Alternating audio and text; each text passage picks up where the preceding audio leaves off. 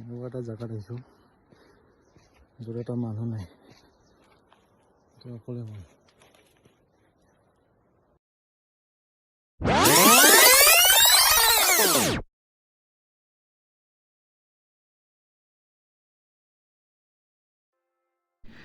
ৰাতিপুৱাই খুব সোনকালে উঠি অকণমান নিজৰ ষ্ট্ৰেছফুল লাইফটোক বিশ্ৰাম দি ওলাই পৰিলোঁ শান্তিৰ ঠাই অকণ বিচাৰি। চেঁচা বতাহ, ঘন কুঁৱলী আৰু বৰষুণত তিতি তিতি আমাৰ যাত্ৰা চলি থাকিল।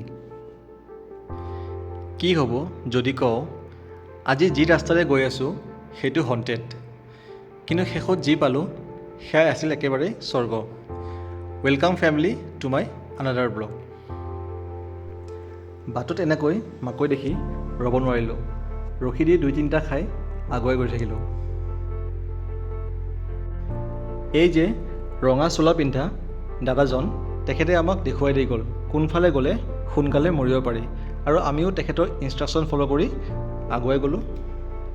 গুৱাহাটীৰ পৰা মাত্ৰ 3 ঘণ্টাৰ যাত্ৰা, কিন্তু শেষৰ যি 3 কিলোমিটাৰ, স্থানীয় মানুহে কয় সন্ধিয়া হ'লে ইয়াত কোনো নাহে।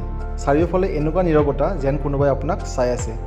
মোৰো অকণমান গাৰ নোম শিয়ৰি উঠিছিল, কিন্তু মনটোক বুজালোঁ ভয় খাই লাভ নাই, সন্মুখত নিশ্চয় কিবা এটা ভাল আছে।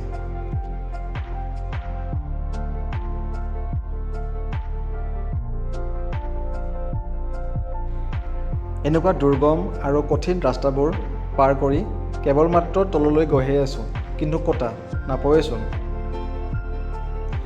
বহু দূৰ অপেক্ষা কৰি অশেষ কষ্ট আৰু ভোকে পিয়াহে অৱশেষত ফাইনেলি গৈ পালোঁ সেই ঠাই যাৰ বাবে ইমান দূৰ কষ্ট কৰি আহিছোঁ।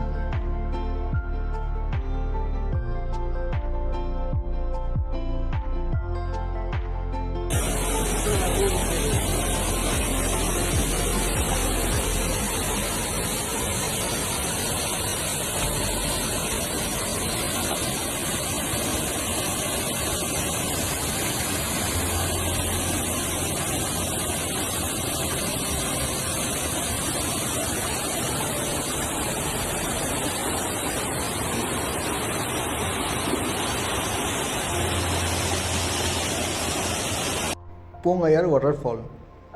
বিশ্বাস কৰক কেমেৰাত 10% ধৰা নপৰে। চাৰিওফালে সেউজীয়া, পাহাৰৰ বুকুৰ পৰা বগা সূতাৰ দৰে পানী পৰিছে। ইমান দিনৰ ষ্ট্ৰেছ টেনশ্যন এই শব্দবোৰ ক'ৰবাত উৰি গ'ল। মই সঁচাকৈ অকণমান ষ্ট্ৰেছ ফ্ৰী হ'লোঁ। ৰাস্তা হণ্টেড হ'ব পাৰে, কিন্তু ডেষ্টিনেশ্যনটো আছিল একেবাৰে হেভেন।